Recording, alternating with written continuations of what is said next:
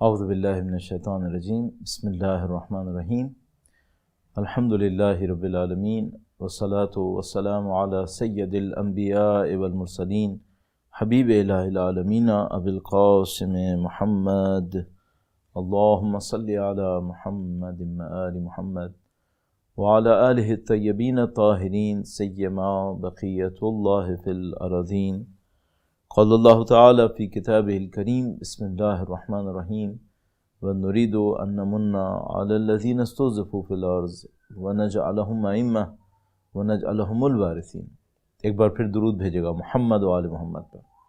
اللہم صلی علی محمد و آل محمد وعجل فرجهم۔ پروردگار عالم کا انتہائی شکر ہے، انتہائی احسان ہے ان تمام نعمتوں پر جو خدا تعالی نے ہمیں دی ہیں، مادی دنیا کی نعمتیں، معنوی نعمتیں، ہدایت، اہل بیت اطہار علیہ السلام، قرآن کریم، بے پناہ نعمتیں خدا متعال کی ہیں، ان سب پہ خدا کا شکر بجا لاتے ہیں۔ نعمتوں میں سے اہم ترین نعمت خدا متعال کی فکر اور شعور کی نعمت ہے، جس کے ذریعے سے انسان ہدایت حاصل کرتا ہے، اپنے کمالات کی طرف جاتا ہے، اپنی ذمہ داریوں کو انجام دیتا ہے۔ اور مومن کی علامتوں میں سے ایک علامت یہ ہے کہ وہ اپنے فکر اور شعور کو استعمال کرے اپنے معاشرے کو سمجھنے کے لیے، اپنے اطراف کو سمجھنے کے لیے، ہدایت اور گمراہی کو ایک دوسرے سے تشخیص دینے کے لیے۔ اور آج کی دنیا تقاضا کر رہی ہے کہ ہر انسان اس فیکلٹی کے اندر ماہر ہو، کیونکہ آج کا زمانہ فتنوں کا زمانہ ہے۔ فتنہ یعنی حق اور باطل کا ایک دوسرے میں اس طرح مل جانا کہ تشخیص دینا مشکل پڑ جائے کہ کہاں حق ہے، کس کے پاس حق ہے۔ اور سیاست وہ میدان ہے جہاں پر یہ چیلنج سب سے زیادہ آتا ہے۔ طاقت کا معاملہ ہوتا ہے، انسان کی طبیعت ظاہر ہے کہ عصیان پسند ایک معنی کے اندر ہے۔ ان الانسان لیطغی ان رآہ استغنی، تو اس طغیان اور طاقت کا جو امتزاج ہے وہ چیلنج ہمارے سامنے سیاست میں آتا ہے۔ اور یہ وہ جگہ ہے جہاں پر بڑے بڑے سورما شکست کھاتے ہیں، اور اللہ اپنے مومن بندوں سے چاہتا ہے کہ وہ اس معاملے کے اندر اپنی ذمہ داریوں کو انجام دیں۔ انبیاء کرام علیہ السلام کو ذمہ داری دی کہ ظالموں کا مقابلہ کریں۔ اذهب الى فرعون انه طغى،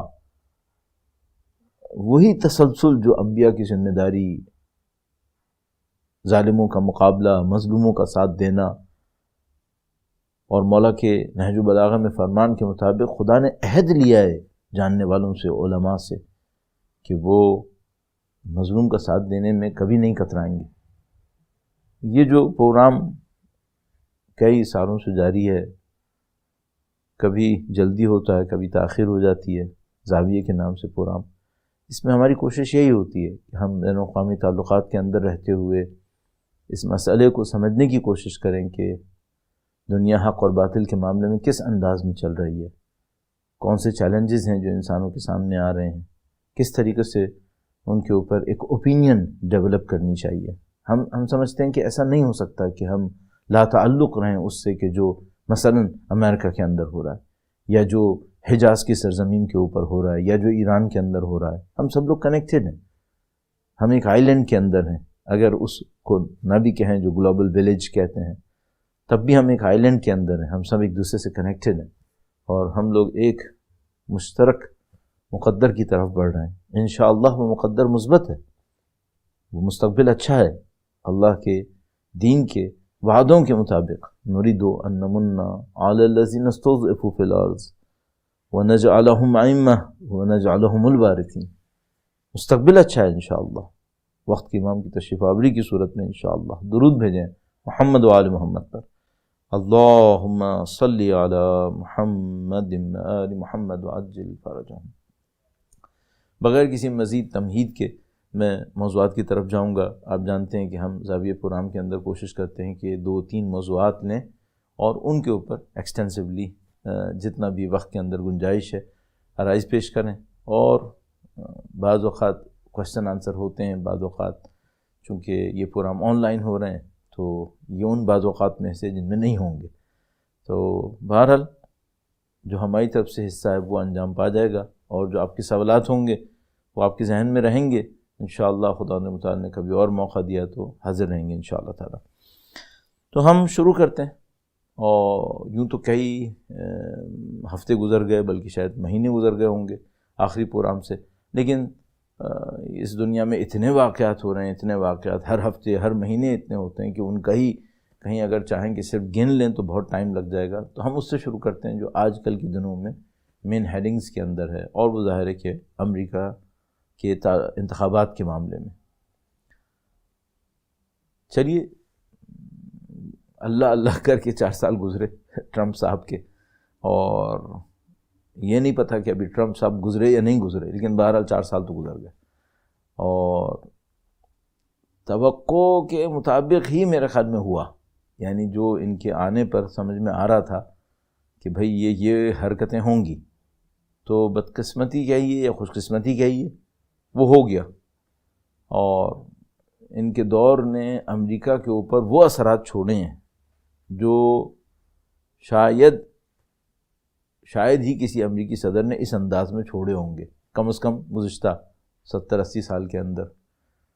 بہرحال یہ بات سمجھ میں آتی ہے کہ کچھ انتہائی سنگین کام تھے جو کوئی اور امریکی صدر شاید نہیں کر سکتا تھا، اور یہ صاحب ہی کر سکتے تھے، اور وہ گویا زائونسٹ لابی نے کروا لیے، ان سے آخری وقتوں میں بھی کروا لیے۔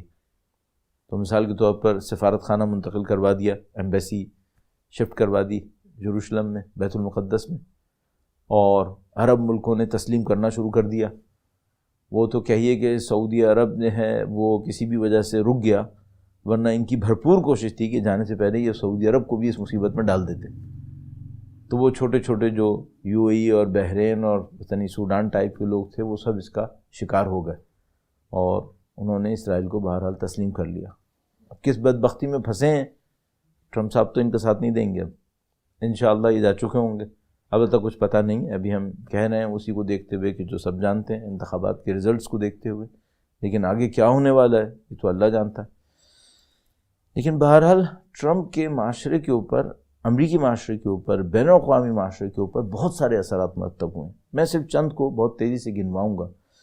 پہلی بات تو یہ کہ ٹرمپ کے آنے سے امریکی معاشرے کے اندر جو دعووں کے پیچھے نعرے لگا رہے ہیں، دعوے کر رہے ہیں، کلیمز ہیں، ان کے پیچھے ایک حقیقت چھپی ہوئی تھی، وہ حقیقت آشکار ہو گئی۔ یہ بہت اچھا ہوا۔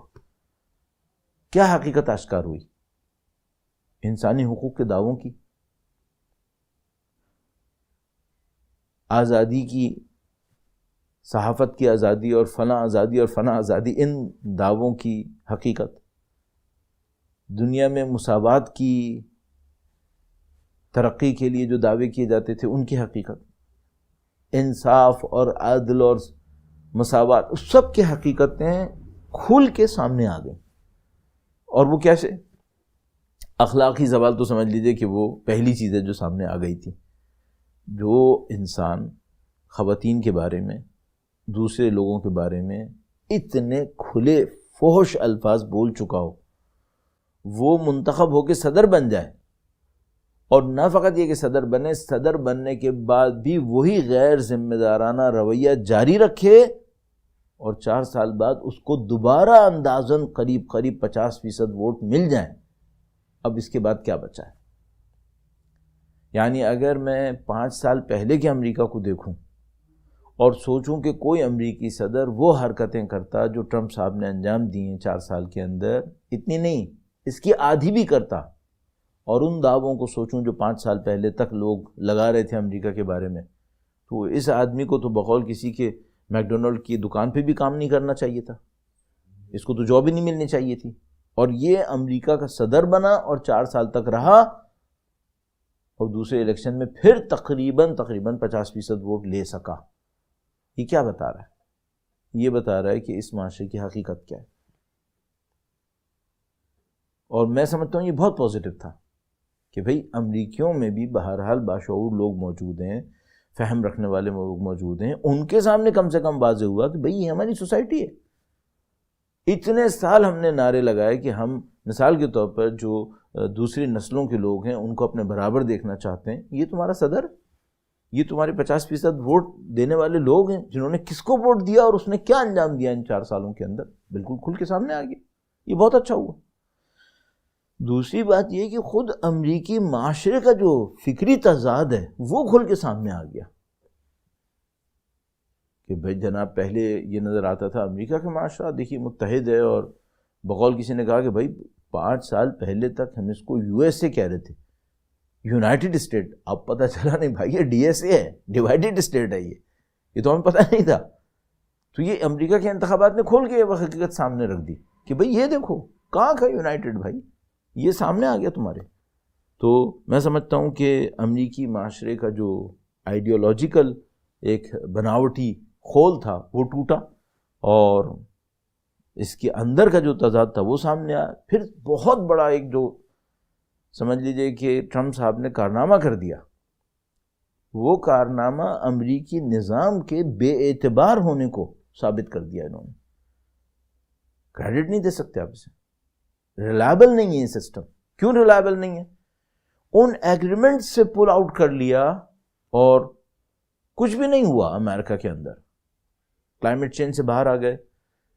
ایرانیوں کے ساتھ کیا ہوا ایگریمنٹ کی جو سیکیورٹی کونسل کے اندر پاس ہوا تھا اس سے وہ انڈیویجولی باہر آ گئے اور سب کو کہہ رہے ہیں کہ اب جو اس میں باقی رہے گا ہم اس کے ساتھ یہ کریں گے وہ کریں گے. کوئی ایگریمنٹ کی کوئی قیمت ہی نہیں ہے. یہ جو ریلائبل نہ ہونا ہے سسٹم کا، یہ بدقسمتی سے ان کے ہاتھوں ثابت ہوا ہے. اب بدقسمتی سے کہیے یا ایک لحاظ سے خوش قسمتی سے کہ لوگ سمجھ رہے تھے بھئی یہ ریلائبل ہے، یہ ریلائبل نہیں ہے. آپ دیکھ لو یہ کیا ہے پھر. اور ایک اور بات، نہ صرف یہ کہ ریلائبل نہیں ہے، کسی قانون کے پابند بھی نہیں ہے. تھرڈ کنٹری کے اندر کسی اور ملک کے جنرل، آن ڈیوٹی جنرل کو جو ہوسٹ کنٹری کے کہنے کے اوپر وہاں موجود تھا، آپ بندے بھیج کر، جہاز بھیج کر، ڈرون بھیج کر مار دیتے ہیں اور کلیم بھی کر رہے ہیں کہ ہاں ہم نے مارا ہے. یہ کیا ہے بھائی؟ یہ کون سا رول ہے، کون سا لا ہے؟ دنیا کے کس قانون کے تحت یہ کام انجام پایا؟ تو یہ بھی ہو گیا. اور اس کے بعد پھر اس کے ظاہر نتائج بھی تھے. نتائج کیا تھے؟ نتائج یہ تھے کہ جو 60-70 سال سے امریکہ کی ہیبت بیٹھی ہوئی تھی، سپر پاور، امریکن مائٹ، یہ اور وہ، ان سب کا بھوت بھی ختم ہو گیا. آپ کہیں گے نہیں ابھی ختم نہیں ہوا ہے. نہیں عزیزان محترم، کافی حد تک معاملہ فارغ ہو گیا ہے. وہ کیسے فارغ ہوا؟ جب ایرانیوں نے ان کے سر پہ میزائل برسائے. سپر پاور کی ایک بیس کے اوپر ایران جیسے ایک ملک نے میزائلز مارے ہیں اور جواب میں انہوں نے بلٹ بھی فائر نہیں کیا ہے، اور ان میزائل اور اس کے نتیجے میں ہونے والی کیجویلٹیز کو لے کر بیٹھے رہے اور کچھ بھی نہیں کر سکے. جس ملک کی کمزوری کا یہ عالم ہو وہ سعودی عرب کو پروٹیکشن دے گا؟ وہ ملک کسی اور ملک کے لیے پروٹیکٹر کا کام کرے گا؟ وہ ملک حتیٰ اس ایرانی طاقت کے مقابلے میں یا ان کے الفاظ میں پراکسی حزب اللہ کے مقابلے میں زائونسٹ گورنمنٹ کو سپورٹ کرے گا، ڈیفینڈ کرے گا اسے؟ یہ سارے بھوت فارغ ہو گئے الحمدللہ رب العالمین. تو 4 سال بڑے سخت گزرے. آپ کہیں گے بھائی آپ کے لیے کیوں سخت گزرے؟ آپ پاکستان میں بیٹھے ہیں، آپ کو کیا فرق پڑا؟ تھوڑا سا فرق تو ہمیں بھی پڑا جو بتانے کا نہیں ہے، لیکن ایک فرق جو پڑتا تھا وہ یہ کہ ہم انٹرنیشنل پولیٹکس اور انٹرنیشنل لیڈرز کے اندر ایک ڈیسنسی ایکسپیکٹ کر رہے ہوتے تھے. بدقسمتی سے وہ دیکھنا پڑتا تھا جو ایک انسان، عام شریف انسان کے اندر دیکھے تو اسے الجھن ہوتی ہے کہ یہ مجھے کیا دیکھنا پڑ رہا ہے. وہ ہمیں انٹرنیشنل لیول کے اوپر دیکھنا پڑ رہا تھا. وہ کیا ان کا اکڑنا اور دوسرے لیڈرز کو چیرتے ہوئے فوٹو کھنچوانے کے لیے آگے آ جانا، اور کیا ایک تماشا بنا ہوا تھا گلوبل پالیٹکس کے اندر کہ بھائی یہ کیا ہو رہا ہے آخر؟ یہ کسی بگڑے ہوئے بچے کو لا کے کھڑا کر دیا ہے، کیا مصیبت ہے جس میں پھنس گئے ہیں سب لوگ؟ اور کوئی ڈیسنسی نہیں ہے. دوسرے ملکوں کے صدر کو حکومتوں کو فون کر رہے ہیں کہ بھائی آپ کی امداد روک دی جائے گی اگر آپ نے میرے اپوننٹ کے لیے یہ نہیں کیا. حد ہو گئی ہے. سب کرتے ہیں یہ، لیکن اتنی گری ہوئی حرکتیں بھی کرنے سے پہلے تھوڑا سوچ لیتے ہیں. تو اس سے تھکتا تھا انسان دیکھ دیکھ کے کہ بھئی آخر کیا ہو رہا ہے، کب ختم ہوگا. تو اب یہ ہے کہ شاید یہ انتخابات میں تو تقریباً ہار گئے. اب اگر کوئی قانونی ہیر پھیر شروع ہو جائے یا کوئی اور ڈرامہ شروع ہو جائے تو اس کا ہم کہہ نہیں سکتے. لیکن بہرحال یہ میں عرض کر دوں کہ امریکہ کو جو ڈیمیجز ہوئے ان کی وجہ سے، البتہ جو زائونسٹ لابی نے ارن کیا ہے اس کو میں ابھی چھوڑتا ہوں، اس کے اوپر ابھی بات کروں گا، لیکن امریکن سوسائٹی کو جو ڈیمیجز ہوئے ہیں میرا نہیں خیال وہ اتنی جلدی ریکور ہوں گے. یعنی اگر ہم توقع کر رہے ہیں کہ کوئی ایک پریزیڈنٹ یا 2-3 پریزیڈنٹ ان کے بعد اچھے آ جائیں گے، وہ 10-12 سال کے اندر اس کو ریکٹیفائی کر لیں گے، نہیں، میرا نہیں خیال ایسا نہیں ہو پائے گا. اسپیشلی جو امریکن سوسائٹی کے اندر ڈویژن کریٹ ہوا ہے، سینٹ کے الیکشن آپ کے سامنے ہیں، کیا حشر ہوا ہے وہاں پر. تو یہ جو اکھاڑ پھچاڑ امریکن سوسائٹی کے اندر ہوئی ہے بہت خطرناک ہوئی ہے. اور میں عرض کر رہا ہوں ایک لحاظ سے اچھا ہوا، یہ غبار ختم ہو گیا. یہ جو امریکن ڈریم اور یہ اور وہ اور ان کی ریسورسز کیا ہیں اور کیوں ہیں، کس طریقے سے ہیں، وہ سب کافی حد تک واضح ہوا. اور چائنا کے مقابلے میں ان کی پوزیشن کیا ہے، اور گلوبل اکانومی میں ان کی پوزیشن کیا ہے، گلوبل لیڈرز ان کو کس انداز میں دیکھ رہے ہیں، وہ سب چیزیں واضح ہوئیں. تو لیکن یہ اتنی جلدی حل نہیں ہوگا. اب مجھے ایک اور خطرہ ہے، اور وہ خطرہ یہ ہے، البتہ یہ ایک لحاظ سے پازیٹیو ہے، امریکن طاقت انڈر کوشچن نہیں گئی ہے، سب کے لیے تقریباً ثابت ہو گیا کہ نہیں ہے. تو پھر ہے کون؟ یہ جو ویکیوم ہے گلوبل پالیٹکس کے اندر، پاور کا ویکیوم، یہ بہت خطرناک ہے، یہ بہت خطرناک ہے. اس کی مثال میں اس طرح سے دوں گا کہ جیسے حجاز کی زمین کے اوپر سعودی عرب حاکم ہے، سعودی خاندان حاکم ہے. تو کیا ہم یہ ریکمینڈ کریں گے کہ اوور نائٹ ایک کھو کیا جائے اور مثال کے طور پر سعودی خاندان کو ختم کر دیا جائے؟ تو کوئی اس کو ریکمینڈ نہیں کرتا. کیوں؟ اس کی وجہ یہ ہے کہ کسی ملک کے اندر جو ویکیوم ہوتا ہے پاور کا، اس کے اندر جو کیوس ہوتا ہے، وہ کیوس ایک بری حکومت کے مقابلے میں زیادہ خراب ہوتا ہے. اب جو پرابلم دنیا میں آ سکتی ہے، خدا نہ کرے، نعوذ باللہ تعالیٰ، اگر اس موقع کے اوپر کوئی ایسا بڑا ایشو اٹھا، اور ایسے بہت سارے ایشوز ہیں جو سامنے نظر آ رہے ہیں، تو مجھے سمجھ میں نہیں آ رہا کہ اسے حل کرنے والا کون ہے اور اس کو سیٹل کس طریقے سے کیا جائے گا. دنیا کی ٹرمز کے اندر بات کر رہا ہوں. اب مثال کے طور پر بہت امپورٹنٹ ایک ایشو ہے میرے پاس، یعنی اب ٹائم کو دیکھتے ہوئے ہمارے پاس نہیں ہے، مثلا آذربائیجان اور ارمنستان کے اندر جو جنگ ہوئی، آرمینیا کے اندر اور آذربائیجان کے اندر نکونو کاراباغ کے اوپر، یہ تو یہ ہوا ابھی تک کہ جنگ تھوڑی سی ریٹین اور کنٹرول ہو گئی ہے. تو مثال کے طور پر تھوڑا رشیا نے اپنا انفلوئنس استعمال کیا ہوا ہے. قسمت سے ایک سائڈ پہ ایران ہے جو خود بہت بڑی طاقت ہے، تو کوئی اس جنگ کے اور فلو کو ایران کی طرف لانے کی کوشش نہیں کرے گا. اگر کرے گا تو ظاہر ہے اس کے بہت سخت کانسیکوینسز ہوں گے. ایرانیوں نے کئی دفعہ اس کو ہوشیار کیا کہ کوئی بھی یہ رسک لینے کی کوشش نہ کرے. انہیں پتہ ہے کہ آذربائیجان یہ نہیں کرے گا، آرمینیا یہ کام نہیں کر سکتا، لیکن ایرانیوں کو بہت اچھی طرح پتہ ہے کہ ان کے پیچھے موجود زائونسٹ لابی یہ کام ضرور کرنا چاہتی تھی. اور ممکن ہے کہ امریکنز بھی اس سے فائدہ اٹھانا چاہتے ہوتے، لیکن بہرحال بہت اچھی طریقے سے کنٹرول کیا گیا. رشیا نے وہی اپنا بیلنسنگ پاور کو استعمال کیا اور کسی حد تک اس نے ایک بینیفٹ دیا آذربائیجان کو کہ وہ اپنے علاقوں کو واپس لے لے، اور ارمینیا کو اس نے کنٹرول کر لیا. تو بہت تکلیف دہ علاقہ ہے وہ بھی. یہ جیسا کہ جمہوریہ اسلامی ایران نے اعلان کیا، آذربائیجان کا کنفرم حق تھا جس کے اوپر ارمینیا نے قبضہ کیا ہوا تھا، اس میں کوئی ڈاؤٹ نہیں ہے. یہ علاقہ آذربائیجان کا تھا اور اس کے اوپر ارمینیا نے قبضہ کیا تھا، جس کو تمام اقوام متحدہ کی سلامتی کونسل کی قراردادیں کہتی ہیں کہ ارمینیا کو خالی کرنا تھا. بہرحال تو الحمدللہ تھوڑی صورتحال وہاں پہ بہتر ہوئی ہے، جنگ کنٹرول ہوئی ہے. لیکن اگر یہ کہیں آگے بڑھ جاتی تو یہ جو اس وقت پاور ویکیوم دنیا کے اندر کریٹ ہوا ہے، یہ انتہائی خطرناک ہے. کوئی اس کو بیلنس کرنے والا نہیں ہے اس وقت. اور چائنیز کا اپنا ایک سٹائل ہے، یہ بھی میں عرض کرتا چلوں. میں پرسنلی ظاہر ہے کہ پاکستان کا رہنے والا ہوں، بچپنے سے ہم اپنے بچپنے سے ذوالفقار علی بھٹو اور چائنا کے اچھے تعلقات، پاک چین دوستی اور فلاں فلاں فلاں، یہ ہم سنتے آتے ہیں، اور ایک سافٹ کارنر چائنا کے لیے ہے. لیکن ایک بات ہے، وہ یہ کہ جس دن چائنیز ظلم کرنے پر آتے ہیں، پھر وہ ظاہر بھی نہیں چھوڑتے جو باقی لوگ چھوڑ دیں گے تھوڑا بہت، وہ بھی نہیں چھوڑیں گے پھر. تو دنیا اس وقت اس اعتبار سے بڑی خطرناک حالت کے اندر ہے. اور ٹرکی کے جو ایمبیشنز ہیں وہ کوئی اچھے ایمبیشنز نہیں ہیں. اس کے اندر کسی بھی وقت کسی کنٹری کے ساتھ اتنا خطرناک کانفلکٹ ہو سکتا ہے کہ اسے کوئی سنبھالے نہ سنبھال پائے. چونکہ میں عرض کر رہا ہوں اس وقت کوئی ڈومیننٹ پاور نہیں ہے کہ جو چیزوں کو کنٹرول کر لے. سب اپنے اپنے برابر کے لوگوں سے ڈیل کر رہے ہیں. اور یہ اگر اس ریشنلٹی کے ساتھ نہ ہو، عقل مندی کے ساتھ نہ ہو، تو بہت خطرناک کام ہے. اس کے نتائج بہت سنگین ہو سکتے ہیں. تو بہرحال امریکہ میں یہ سب کچھ ہوا ہے. اب ظاہر ہے کہ اگر یہاں امریکی انتخابات کے نتیجے میں گورنمنٹ چینج ہو جاتی ہے تو کیا ہونے والا ہے.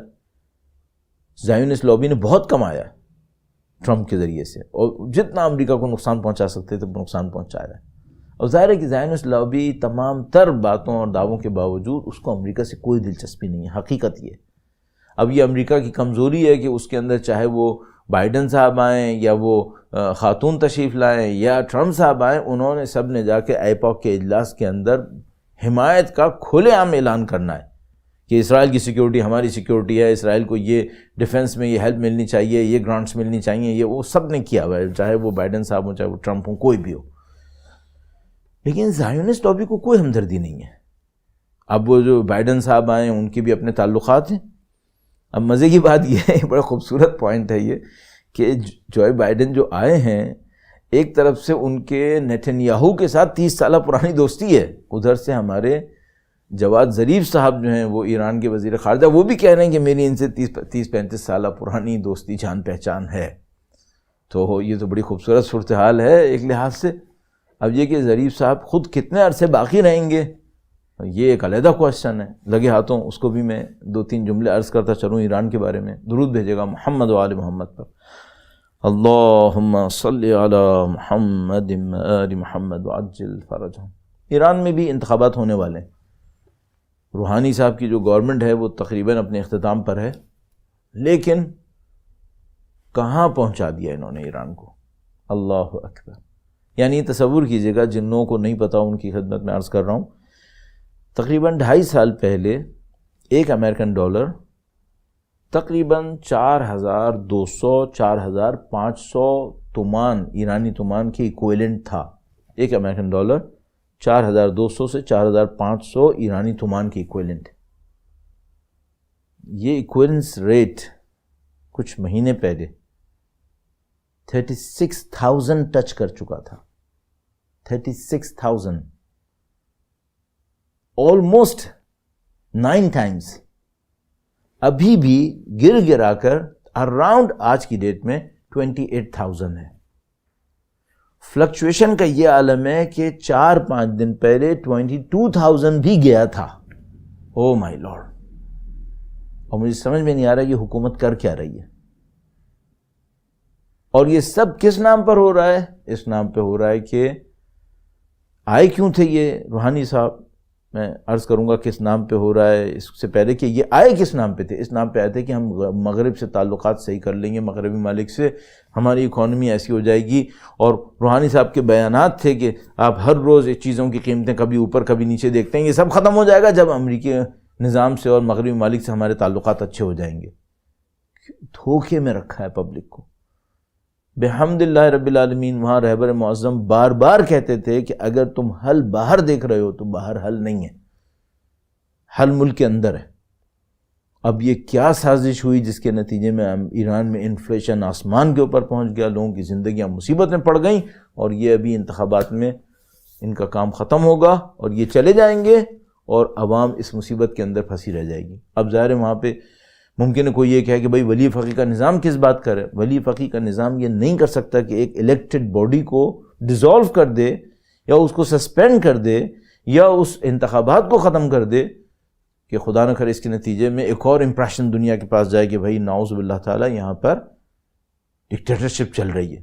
تو ولی فقیہ کا نظام کوشش یہ کرتا ہے کہ الیکٹڈ باڈی باقی رہے، لوگ سیکھیں کہ انہوں نے کن لوگوں کو بھیجنا ہے. بدقسمتی سے انہوں نے لوگوں کے اعتماد کا غلط فائدہ اٹھایا. جو ایران کے حق میں نہیں قرض بھی سکتے تھے وہ بھی نہیں کیا، اور جس سازش میں پھنسا دیا ایران کو مجھے نہیں معلوم اب یہ کیسے نکلے گا باہر. البتہ یہ یقینی بات ہے کہ نکل آئیں گے. خداوند متعال دسیوں دفعہ یہ دکھا چکا ہے کہ سازشیں کرنے والے سازشیں کرتے ہیں. مکروا مکر اللہ واللہ خیر الماکرین. خداوند متعال تدبیر کر کے نکال دیتا ہے. لیکن سخت جگہ پھنسایا انہوں نے. اور بدقسمتی سے یہ وہ لوگ ہیں کہ جو لبرلزم کے نام پر آئے, جو ایجوکیشن کے نام پر آئے کہ ہم پڑھے لکھے لوگ ہیں, ہم ایسے کریں گے, ہم ویسے کریں گے, اور ایک ایسی جگہ پہ لا کے پھنسا دیا. الحمدللہ رب العالمین اس نظام کے اوپر ایک سرپرست ہے ولایت فقیہ کی صورت میں, جو لوگوں کو مسلسل آگاہ کرتے رہے کہ دیکھو جن مذاکرات سے امید لگا رہے ہو یہ امیدیں صحیح نہیں ہیں. اور وہ حقیقتیں اب اتنی کھل کے آ گئی ہیں سامنے, میرا نہیں خیال اب ایران میں کوئی کہے کہ ہم دوبارہ مذاکرات پہ بیٹھیں کوئی ماننے والا بیٹھا ہو. البتہ وہ جو ہارڈ کور لبرلز ہیں وہ نہیں ہٹنے والے, وہ تو اپنی جگہ سے نہیں کھسکیں گے. لیکن عام عوام کے لیے بالکل کلیئر ہو گیا کہ نہیں بھائی امریکن دھوکہ دیتے ہیں ہمیں. انہوں نے کیا کیا ہمارے ساتھ, پہلے اتنا سالوں وقت ضائع کروایا اور اس دوران میں ایٹمی ٹیکنالوجی کو رکوا لیا, سسپینڈ کروا لیا. وہ تو یہ ہے کہ اب پارلیمنٹ نے کہا کہ نہیں آپ فل فلیج دوبارہ واپس لائیں. جس ٹیکنالوجی کے ذریعے سے عوام کو ڈیولپمنٹ مل سکتی ہے, جس کے ذریعے سے عوام کو ریلیف مل سکتا ہے, اس کو ہم نے ان بیوقوفوں کے کہنے پر اس ایگریمنٹ کی بیس پہ واپس کیا تھا. تو الحمدللہ رب العالمین لوگوں کو شعور ملا ہے, اور مجھے یقین ہے کہ ترکیبیں کر کے, اور اگر پازیٹیو گورنمنٹ آ جاتی ہے انشاءاللہ تعالی روحانی کی گورنمنٹ کے بعد, تو اس سچویشن کا مقابلہ کیا جا سکتا ہے. رہبر معظم بار بار کہہ رہے ہیں کہ جو انفلیشن ہے اس کی روٹس باہر نہیں ہیں, اور انہوں نے خود کئی بار یہ بات کہی کہ اس کی کوئی ریشنل انٹرپریٹیشن نہیں ہے. اس کا مطلب ہے سازش ہوئی ہے, اس کا مطلب ہے مکر و فریب ہوا ہے, اور انشاءاللہ خدا تعالیٰ اس مکر و فریب سے اس نظام کو اور اس کے لوگوں کو محفوظ فرمائے گا انشاءاللہ تعالیٰ. درود بھیجے گا محمد و آل محمد پر. اللہم صلی علی محمد و آل محمد وعجل فرجہم. آپ کہہ سکتے ہیں کہ بھئی اس کا ہم سے کیا تعلق ہے, ایران کا معاملہ ہے. ویسے تو ہمارا ان سے اور بھی بہت سارے تعلقات ہیں, لیکن ایک بہت بڑا تعلق ہے, اور وہ تعلق کیا ہے؟ بہت سادہ سی بات ہے, خدا کے نظام سے ہٹ کر حل تلاش مت کرو. یہ اس نظام کے اندر حل ہے, یہاں سے باہر نہیں ہے. تو مثال کے طور پہ کوئی یہ سوچے کہ ہم کیپٹلزم کے ذریعے سے مشکل حل کریں گے. کیپٹلزم نے جو بیڑا غرق مارا ہے وہ اب آنکھوں کے سامنے آ گیا ہے. خود امریکہ نے جو کچھ کیا ہے وہ آنکھوں کے سامنے. بلکہ مجھے اب خطرہ یہ ہے, میں آپ کی خدمت میں اس کو عرض کرتا چلوں, کہ کیپٹلزم کی اس بربادی کے بعد اب مجھے خطرہ ہے کہ کہیں کاؤنٹر کیپٹلزم کوئی آئے جو کمیونزم سے بھی زیادہ بدتر نظام لے کر آ جائے.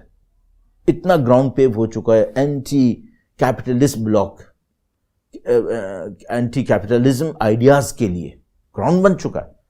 تو مجھے نہیں معلوم کہ ابھی اچانک کوئی ایک آئیڈیا فلوٹ ہو جائے جو میرے دانش پہ, مثلا میرے الفاظ کے مطابق کمیونزم سے بھی بڑھ کر اینٹی کیپٹلسٹ ہو, اور لوگ اسے ایکسیپٹ کر لیں. اور ظاہر ہے اس گراؤنڈ کے پیچھے بہت ساری حقیقتیں ہوں گی, من جملہ یہ جو بیماری نے حشر بگاڑا ہے. اور عجیب بات یہ ہے کہ پوری دنیا کی مڈل کلاس اس بیماری پہ پسی ہے, اور جو رچ کلاس تھی وہ اور رچ ہو گئی ہے. یہ اتنا بڑا درد ہے اس معاشرے کا اور اس دنیا کا, آج کی دنیا کا. لاک ڈاؤنز ہوئے, مڈل کلاس کا بیڑا غرق کر دیا ان لوگوں نے پوری دنیا کے اندر. اور کس کو فائدہ ہوا؟ آپ جا کے ان بلینرز کے پیسے دیکھیے بڑھے یا کم ہوئے. آپ جا کے دیکھیے کہ بڑی بڑی جو دولت کے انبار لگے ہوئے تھے ان میں کوئی کمی ہوئی یا نہیں ہوئی؟ تو بہت کم. مثال کے طور پر 100 بلینر میں سے 2 کو لاس ہوا, 3 کو لاس ہوا, باقی افراد کو فائدہ ہوا اور پیسہ بن گیا ان کا. بھائی کیسے بن گیا, کیسے بن گیا؟ تو وہ جو بیچارہ ایک مڈل کلاس ٹائپ کا ایک بزنس لیے کھڑا تھا, آپ 6 مہینے بند کرو گے تو کیا وہ سروائیو کرے گا؟ وہ تو پہلے ہی لونز کے اوپر چل رہا تھا, وہ تو پہلے ہی کریڈٹس لے کے چل رہا تھا. تو دنیا کے کروڑوں لوگ اس مصیبت کا شکار ہو گئے, جاب لیس, ان امپلائمنٹ, یہ اور وہ. اور ابھی تو نہیں معلوم یہ کہانی کہاں تک چلنی ہے. ظاہر ہے بدترین شکار خود امریکہ ہے, اور یہ ٹرمپ کے نعوذ باللہ تعالی سانحوں میں سے ایک سانحہ ہے جو اس نے امریکن سوسائٹی کے ساتھ کیا ہے. 2,35,235,000 تقریباً کیجویلٹیز ہیں امریکہ کے اندر کووڈ کی. اب کوئی کہے کہ بھئی یہ اسٹیٹسٹکس ٹیمپرڈ ہیں, نان کووڈ بھی اس کے اندر شامل تھے. میں نے کسی نے مجھ سے یہ کہا, میں نے کہا بھئی ایسا کرتا ہوں, میں یہ سوچتا ہوں کہ یہ ساری اسٹیٹسٹکس ربش, صرف 20% صحیح ہیں. نو لیٹس ایزیوم 20% صحیح ہیں, تو فگر کتنی پہنچ رہی ہے؟ 52,000. پورے 9/11 کے اندر جو لوگ مرے تھے وہ 3,000 اینڈ سم تھے. اس کے اندر 20% ایزیوم کرنے کے اوپر, فار ایگزامپل 52,000 لوگ مثال کے طور پر مر گئے، اور جتنا بھی، تو کہاں پہنچا رہے ہیں آپ بات کو؟ کہاں تک لے کے جائیں گے؟ تو یہ وہ مسائل ہیں جو اس وقت ہمارے سامنے ہیں. اور کووڈ کے اوپر اگر میں بات کرتا چلوں، اب ہمیں نہیں معلوم اس کے اندر کون سا حصہ کانسپریسی کا ہے. حقیقت یہ کہ باتیں بہت زیادہ ہیں، لیکن ایک بات کنفرم سمجھ میں آ رہی ہے، وہ یہ کہ بہرحال اس مصیبت سے چاہے آسمانی ہو چاہے انسانی ہو، فائدہ پھر دوبارہ اسی کلاس نے اٹھا لیا. اور جس چیز کا ہم لوگوں کو ڈر تھا پوری جب سے یہ سارے کرائسسز چل رہے ہیں 2008-2009 سے، وہ یہ کہ بھائی مڈل کلاس کہاں جائے گی، تو وہ بیچاری پوری دنیا کے اندر رگڑ دی گئی ہے، اور اسپیشلی امریکہ کے اندر، اس کے بعد یورپ کے اندر.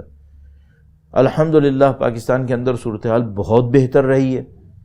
مجھے یاد ہے میں جب یہ بیماری آئی تھی، کسی سے پاکستان سے باہر بات کرتا تھا، وہ ہمیں پاکستان کا نام سن کر ایسے ہی بولتے تھے جیسے بھائی وہ عقل کھل بیٹھے ہوئے ہیں اور ہم کیڑے مکوڑے. تو وہ کہتے تھے مولانا ہمارے یہاں تو بہت خیال رکھتے ہیں، اور ہمارے یہاں تو لوگ ایجوکیٹڈ ہیں، اور یہ ہے وہ ہے. پاکستان کو تو خیر ان لوگوں کو کچھ پتہ نہیں ہے، یہ نہیں ہے. پتہ نہیں خدا نے کیا کرم کیا کہ یہاں صورتحال بہتر رہ گئی ہے. اب یہ کہ پتہ نہیں کیوں ہوا ہے، میں نے تو بہت سارے لوگوں سے باتیں کی ہیں، بہرحال کسی کے پاس کوئی بہت کلیئر جواب نہیں ہے. بہت سارے آپشنز میں بول رہے ہیں انٹرپریٹیشنز کے اندر، لیکن ظاہر ہے کہ ہمارے سامنے کلیئر نہیں ہے. لیکن بہرحال پاکستان میں صورتحال اتنی بری نہیں ہوئی، بلکہ میں یہ سمجھ رہا ہوں کہ ڈیولپمنٹ کا چانس اس وقت کافی زیادہ نظر آ رہا ہے، کافی زیادہ نظر آ رہا ہے. اللہ بہتر کرے گا انشاءاللہ، پوری دنیا سے اس مشکل کو ختم کرے. لیکن ایک بات سمجھ میں آتی ہے، وہ یہ کہ جو بڑے بڑے ملکوں کے سسٹمز، بظاہر بہت سسٹمز، اچھے سسٹم سے، مثلا یو کے اندر NHS ہو، امریکہ کے اندر ہیلتھ کیئر ہو، فلاں فلاں، ربش، دعوے بہت، ظاہر بہت. یہ بالکل ایسے جیسے مذاق میں کہتا ہوں، اسکول آ رہے ہیں، بچے آ رہے ہیں، جا رہے ہیں، بیگز اور کلاسز اور بیلز اور ہوم ورک اور اسائنمنٹس اور یہ اور وہ. جو چیز نہیں ہے وہ علم ہے. یہاں پہ بھی ایسے ہی ہو رہا ہے. NHS ہو، اتنے بلین پاؤنڈز اس کا بجٹ ہے، اور امریکہ ہیلتھ کیئر ہو، اتنے بلین پاؤنڈز ہو، اتنے hundreds of billions. Bottom line کیا ہے؟ باٹم لائن کہ سب سے زیادہ لوگ تمہارے ملک میں مرے، 2,35,000 کے قریب. اور وہ یو کے کا جا کے دیکھو، اس کا ریکارڈ تو پروپورشنلی شاید اس سے بھی زیادہ خراب ہو رہا ہوگا. تو کیا کیا ہے یہ سب؟ کیسے انسان بنائے؟ کیا وہ مثال کے طور پر نعوذ باللہ مثلا انہوں نے کمزور انسان بنائے جان بوجھ کر ان کے سسٹم نے، کہ جن کو جب چاہیں جس مصیبت میں مبتلا کر دیں؟ اب اس سے تو پھر اچھے، ہم اس معنی میں کہہ رہے ہیں، اس سے تو اچھے پھر پاکستان میں رہے. وہ سب وہ سسٹمز نہیں تھے، اتنا پیسہ نہیں لگا تھا، اس کے باوجود کم از کم جانیں تو بچ گئی ہیں. پاکستان جیسے ملک جس کی آبادی مثال کے طور پر 20 کروڑ سے اوپر ہے، وہ انگلینڈ کیا بیچتا ہے اس کے سامنے. یہاں تو الحمدللہ رب العالمین، خدا کا شکر ہے، 10 دفعہ شکر کرے انسان کام ہے کہ الحمدللہ جانیں بچ گئی ہیں. اب یہ کہ کس کی وجہ سے بچی ہیں مجھے نہیں معلوم، کس کی وجہ سے بچی ہیں، لیکن بہرحال الحمدللہ رب العالمین رزلٹ بہتر ہے، اور پاکستان اس اعتبار سے بہتر ہے. آخر کی طرف لے جاتے ہوئے بہت تکلیف دہ معاملہ فرانس کا معاملہ. جس طریقے سے مغربی دنیا نے ایک بار پھر اپنی منافقت کو دکھایا ہے، بہت تکلیف دہ تھا. آپ کہیں گے کہ بھئی آپ کہتے ہیں مغربی ممالک کی منافقت، کیا مسلمان ممالک میں منافقت نہیں ہے؟ بہت ہے، ہم قبول کرتے ہیں. ہم نہیں کہہ رہے ہیں یہاں کوئی دودھ میں پلے بیٹھے ہیں، دودھ میں دھلے بیٹھے ہیں، نہیں، ایسی کوئی چیز نہیں ہے یہاں پر بھی. لیکن جس اسکیل پہ جا کے ان کے دعوے ہیں اور جس اسکیل پہ جا کے منافقت کرتے ہیں، اس کی بھی کوئی حد ہوتی ہے. آخر یہاں کوئی وہ دعوے نہیں کر رہا. مثلا میں پاکستان میں بیٹھ کے دعوے نہیں کر رہا پاکستان انسانی حقوق کا مرکز، گلوبل سینٹر ہے اور یہ ہے وہ ہے. فرانس تو کر رہا ہے، یہ اس کے مرکز ہے، اس کا یہ ہے، اور یہاں پہ ہیومن رائٹس کا یہ بنا، اور پتہ نہیں فریڈم آف ایکسپریشن کا یہ ہوا اور وہ ہوا. کیا منافقت ہے؟ یعنی اگر آپ نے کسی انسان کو اس کے بلیک کلر کی وجہ سے کچھ کہہ دیا تو آپ ریسسٹ. آپ نے کسی خاتون کو خاتون ہونے کے ناطے کچھ کہہ دیا تو آپ فلاں ہیں. آپ اللہ کے نبی کو آئیں، نعوذ باللہ، جو بولنا ہے بول دیں، اور دس از فریڈم آف ایکسپریشن. کیوں صرف دین رہ گیا فریڈم آف ایکسپریشن کے نام پہ پامال ہونے کے لیے؟ کوئی ریس کے خلاف نہیں بول سکتا، کوئی جینڈر کے خلاف نہیں بول سکتا، کوئی کسی سوشل کلاس کے خلاف نہیں بول سکتا. میں نہیں کہہ رہا کہ بولیں، نہیں بول دے، اچھا کیا، ان کے رائٹس ہیں. لیکن بھائی دین کا بھی تو ایک رائٹ ہے، نبی کا بھی تو ایک رائٹ ہے. تمہارے بابا کو آ کے میں وہ دو جملے بول دوں تو تم کورٹ میں مجھے گھسیٹو گے، اور تم میرے نبی کو آ کے جو کہنا ہے کہہ دو، میں کچھ نہیں کر سکتا. وہ جناب علی فرانس نے ٹرکی سے اپنی ایمبیسڈر کو بلا لیا کہ ٹرکش پریزیڈنٹ نے فرینچ پریزیڈنٹ کو کہا کہ اس کا دماغ صحیح نہیں ہے، اس کو ٹریٹمنٹ کی ضرورت ہے. اس جملے پر فرانس نے اپنے ایمبیسڈر کو بلا لیا، اور مسلمان اپنے نبی کے بارے میں جو تم بولو بک بک کرو، ہم سنیں اور چوں بھی نہ کریں، اور اگر چوں بھی کریں تو فرینچ پریزیڈنٹ ہم سے کہے کہ تم نے دنیا میں جہاں رہنا ہے رہ لو، ہمارے ملک میں ایسے ہوگا. یہ منافقت صحیح ہے؟ یہ حقوق کی پامالی صحیح ہے؟ تو پھر ایسا کرو، ڈکٹیٹرشپ اناؤنس کرو، اپنے دعوے بند کرو، پوری دنیا کو جو لیکچرز دیتے پھرتے ہو وہ بند کرو بھائی. پھر بولو، اوپن ہو کے بولو کہ ہم یہ ہیں، ہم جہاں مرضی آئے گی وہاں فریڈم آف ایکسپریشن کے نام پہ کام کریں گے، اور جہاں مرضی آئے گی وہ ہم اپنی طاقت کو استعمال کریں گے. پھر بول دو، پھر دعووں کی کیا ضرورت ہے؟ دوسرا مسئلہ یہ کہ اگر مسلمان وہاں پہ آ کے رہ رہے ہیں تو تم نے انہی کے ملکوں کو برباد کیا ہے. اگر فرانس کے اندر آبادی کے تناسب کو جا کے دیکھیں تو وہاں عرب بہت زیادہ ہیں. کیوں عرب بہت زیادہ ہیں؟ ذرا جا کے دیکھو فرانس نے الجزائر میں کیا کیا تھا. اب تو تھوڑی بہت ویڈیوز سرفیس ہو رہی ہیں کہ فرانس نے الجزائر کے اندر کیا کیا. یعنی میں ایک معنی میں آپ کی خدمت میں عرض کروں گا، میں جب طالب علم تھا قم میں تو الجزائر کے کچھ دوست احباب آتے تھے، وہ ہماری گیدرنگ کے اندر بریفنگ کرتے تھے کہ بھائی ہمارے الجزائر میں اس زمانے میں کیا ہو رہا ہے. وہ الیکشنز وغیرہ ہوئے تھے، آرمی نے انٹرفیئر کیا تھا اور یہ تھا وہ تھا. تو اس میں ایک جملہ بہت اچھا الجزائر کے ایک دوست نے کہا تھا، چونکہ ہم لوگ پاکستانی تھے تو اس نے ہم سے یہ کہا کہ دیکھو تم الجزائر میں فرانس کو ایسے مت دیکھنا جیسے تم نے انڈیا میں ایسٹ انڈیا کمپنی کو دیکھا تھا. ارے ہم نے کہا تم ہم سے کہہ رہے ہو کہ ویسے مت دیکھنا، ہم کون سا اس کو فرشتہ سمجھتے ہیں؟ اس نے آ کے جو ظلم کیا انڈیا کے اندر وہ ہماری آنکھوں کے سامنے ہے. کہنے لگا اگر تمہیں یہ پتہ چل جائے نا فرانس نے الجزائر میں کیا کیا ہے تو تم ایسٹ انڈیا کمپنی کو میڈل دے دو گے، ان کو ہیومن رائٹ کا میڈل دے دو گے اگر تمہیں یہ پتہ چل جائے کہ فرانس نے کیا کیا ہے وہاں پر. تو واقعہ نہیں صحیح ہے، ذرا جا کے دیکھیے انہوں نے کیا کیا کیا ہے. اس کے بعد اگر وہاں سے لوگ اٹھ کے یہاں آئیں تو اب ان سے کہہ رہے ہیں کہ بیٹا اپنے نبی کا دفاع کرنا چھوڑ دو، اور اگر اپنی نبی کا دفاع کرنا ہے نا تو واپس جاؤ. پھر تو میرا جیسا آدمی تو صرف ایک بات کہے گا کہ فرانس صاحب خدا کا واسطہ آپ نے جو الجزائر سے لوٹا ہے آپ بھی واپس کر دیں. اور انگلینڈ سے بھی میں یہ کہوں گا کہ اگر تم یہ جملہ کہو ہم سے کہ ہم واپس جائیں، پاکستانی مثلا وہاں جائیں، انڈینز یہاں جائیں، تو بھائی ایسا کرو تم نے جو بر صغیر سے لوٹا ہے ڈاکومنٹڈ ہے وہ واپس کر دو. 1/4 انگلینڈ واپس نہیں کر سکتا اس وقت، فقیر ہو جائے گا. ویسے ہے جو بچا کھچا وہ بھی جائے گا، اتنا لوٹا ہے. تو یہ ہمارے سامنے دعوے کر رہے ہیں فریڈم آف ایکسپریشن کے. ہاں البتہ یہ جو مثال کے طور پر لوگوں نے ایکسٹریمزم کی حرکتیں کی ہیں بالکل غلط کی ہیں، گردن کاٹ دی، چھریاں مار دی، بالکل غلط کیا ہے. لیکن 10 بستہ ایک اور بات پوچھنی پڑے گی، بھائی یہ جو سارے لوگ یہ حرکتیں کر رہے ہیں ان کا ماڈل کون ہے؟ ان کا ماڈل ہے داعش جو عراق کے اندر بنا تھا، IS. اور وہ IS کے ریکروٹس کہاں سے آئے تھے؟ وہ یورپ کے مختلف ملکوں سے آئے تھے. وہ وہاں سے انہوں نے ٹنل کھودا تھا، سیریا میں نکل آئے تھے؟ نہیں، یورپ کے ایئرپورٹ سے بیٹھے تھے جہازوں کے اندر، وہاں سے بیٹھ کے وہ ٹرکی آئے تھے اور ٹرکی سے سیریا آئے تھے، اور یہ ساری لاجسٹک یورپین گورنمنٹس نے ارینج کی تھی. دین کہتا ہے کہ تم ظالم کا ساتھ مت دینا، ورنہ جو ظلم تم پھیلا رہے ہو نا اس کا شکار تم خود ہوگے. وہ داعش کا پیٹرن اب فالوورز پکڑ چکا ہے یورپ کے اندر، اور رہبر معظم اور ان کے جیسے صاحب بصیرت لوگ اس وقت بھی کہہ رہے تھے کہ دیکھو تم لوگ عراقیوں کی گردن کاٹنے کے لیے داعش لائے ہو نا، سیرینز کی گردنیں کاٹنے کے لیے داعش لائے ہو، یہ گردنیں تمہاری کٹیں گی. کیسے بناتے تھے؟ اور اس کے بعد کہتے تھے یہ داعش ہے جس سے لڑنے کے لیے ہم آئے. لا الہ الا اللہ. جھوٹ مکاری کی حد ہوتی ہے. وہاں سے لوگوں کو لے کے یہاں پہ لائے، یہاں پہ لوگوں سے وہ کام کروائے، اور اس کے بعد انہی سے لڑنے کے لیے گئے اور کبھی ان سے نہیں لڑے. ڈاکومنٹڈ ہے. آپ جا کے عراق میں پوچھیں، سیریا میں پوچھیں، بھائی تمہیں داعش سے کس نے نجات دلائی؟ کوئی کہے گا امریکہ نے؟ تو عزیزان محترم، ہم اس وقت دنیا میں، معذرت کے ساتھ ایک جملہ عرض کروں گا، بہت معذرت چاہتا ہوں، تھوڑا سا سخت ہے اردو میں، کمینے پن کی سیاست کے اندر رہ رہے ہیں.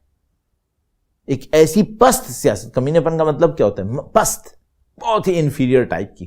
تو وہ امریکہ میں ان ٹرمپ جیسے لوگ، اور یہاں فرانس میں اس ٹائپ کے جیسے لوگ، ہم بہت سخت دور میں زندگی گزار رہے ہیں. اب اس میں ایک آدھ لوگ کچھ کر کے اپنے اندر کچھ نہ کچھ مینج کرنے کی بھی کوشش کر رہے ہیں. تو مثال کے طور پر وہ کینیڈین پرائم منسٹر نے کم از کم ایک جملہ اس طرف سے سنبھالنے کی بھی کوشش کر لی، لیکن حقیقت یہ ہے کہ ہم بہت پست دور کے اندر ہیں.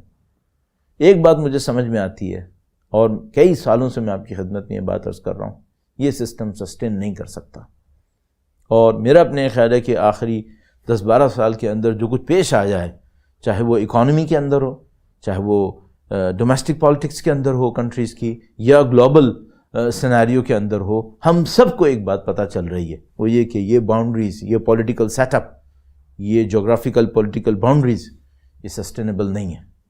یہ شیک ہوں گی، یہ بہت سختی سے ہلائی جائیں گی. اب مجھے نہیں معلوم کہ وہ جو راکھ کے نیچے آگ ہے وہ کس چولہے سے بھڑکے گی اور کتنے گھروں کو گھسیٹے گی اپنے اندر. لیکن ایک بات کنفرم ہے، اس ویکیوم کے اندر خدا نہ کرے اگر کوئی بڑا گلوبل کانفلکٹ شروع ہو گیا، سنبھالنا بہت مشکل ہے، سنبھالنا بہت مشکل ہے. اللہ انشاءاللہ سب کی جان مال کی حفاظت فرمائے، اور سب سے بڑھ کر یہ کہ بھائی ایمان کی حفاظت فرمائے، جو ہماری اساس ہے اور ہماری بنیاد ہے. آپ کی خدمت میں ایک بات ضرور عرض کروں گا آخر میں جاتے جاتے، گرچہ یہ پروگرام پولیٹیکل انالیسس کے نام پر ہوتا ہے، لیکن ظاہر ہے کہ ہم اپنے اسلامک پرسپیکٹیو کو اس کے اندر ایڈیشن میں دیکھتے ہیں. اور میں یہ کہوں گا کہ دیکھیے، جتنا زمانہ سخت ہوتا چلا جائے، آپ اپنے دینی اصولوں کے اوپر اور مضبوطی سے واپس آئیے. وہ دینی اصول جو دین نے دیے ہیں، نہ ہمارے کلچرل اصول، نہ ہمارے ریجنل ٹریڈیشنز اور کسٹمز اور ریچولز، ان کی بات نہیں کر رہا ہوں. جو دین نے ہمیں اصول دیے ہیں آئیڈیالوجی کے اندر، بلیفز کے اندر، ان کو اچھے طریقے سے سمجھنے کی کوشش کیجیے، ان کے اوپر عمل پیرا ہوں. کیوں؟ اس میں اسٹیبلٹی ہے، پرسنالٹی کی اسٹیبلٹی ہے، آپ کی لائف کے لیے گائیڈنس ہے، اور اس میں کامیابی تک پہنچنے کا راستہ ہے. تو جتنے حالات خراب ہوتے رہیں، بغیر نا امیدی کے، بغیر کسی مصیبت میں مبتلا ہوئے اپنے اصولوں پہ توجہ دیجیے، اصولوں کی طرف جائیے. دین کے پاس بہت حل ہیں، بہت حل ہیں الحمدللہ رب العالمین. چاہے وہ بیماری کا معاملہ ہو اور کسی بھی چیز کا معاملہ ہو. آپ کہیں گے بھائی اگر ایسا تھا تو وہ ایرانیوں نے کیوں نہیں کر لیا؟ ایرانیوں میں کیا سارے کے سارے ولی اللہ بیٹھے، سارے کے سارے دیندار بیٹھے ہیں؟ جا کے وہاں پہ بھی ہم نے دیکھا ہوا ہے، آپ نے بھی دیکھا ہوا ہے. ہاں، ایک بہت اچھی کلاس ہے الحمدللہ رب العالمین، دیندار لوگ ہیں، پڑھے لکھے لوگ ہیں، اپنے دین کے اصولوں کے اوپر عمل کرتے ہیں. بقول رہبر معظم کے کہ پوری ایرانی سوسائٹی میں سب سے زیادہ جو اصول پسند لوگ ہیں وہ اس کے دیندار لوگ ہیں. انہوں نے اپنی زندگیوں کو مینج کیا، چاہے وہ عزاداری کے اندر تھا، چاہے وہ نمازوں کے اندر تھا، چاہے وہ شب قدر کے اندر تھا. اس کے علاوہ جو لوگ تھے انہوں نے کیا حشر پیٹا ہے وہ ہم سب کو پتہ ہے، اور اس کے نتائج بھی جو ہیں وہ دیکھنے پڑ رہے ہیں. تو اپنے دینی اصولوں کے اوپر توجہ دیجیے، ان بنیادوں کو مضبوط سے مضبوط تر کرتے رہیے، اور انشاءاللہ آپ کی ذات کے اندر اسٹیبلٹی ہو، آپ کے اندر اللہ پہ اعتماد ہو، اور اس پہ توکل کرتے ہوئے ان تمام مسائل کو دیکھنے کی کوشش کیجیے. خداوند متعال انشاءاللہ حفاظت فرمائے گا، اور تمام نظریں متمرکز ہیں وقت کے امام کی سمت کہ پروردگار انشاءاللہ اولاد بی بی سیدہ طاہرہ سلام اللہ علیہا کی وہ حکومت ہمیں دیکھنا نصیب کرے جس کا سینکڑوں سال سے انتظار ہو رہا ہے، اور بلکہ تمام انبیاء نے، تمام مرسلین نے انتظار کیا اور اس کے وعدے دیے. خداوند تعالی انشاءاللہ ان کی ظہور مبارک کو دیکھنا نصیب فرمائے. اللہم ارنی الطلعۃ الرشیدہ والغرۃ الحمیدہ. خداوند تعالی اس وقت کو دیکھنا نصیب فرمائے، ان کی نصرت اور اس راہ میں شہادت نصیب فرمائے انشاءاللہ. ربنا تقبل منا انک انت السمیع العلیم وتب علینا انک انت التواب الرحیم بجاہ نبیک وعطرتہ الطاہرین. درود بھیجیں محمد و آل محمد پر. اللہم صلی علی محمد آل محمد وعجل فرجہ.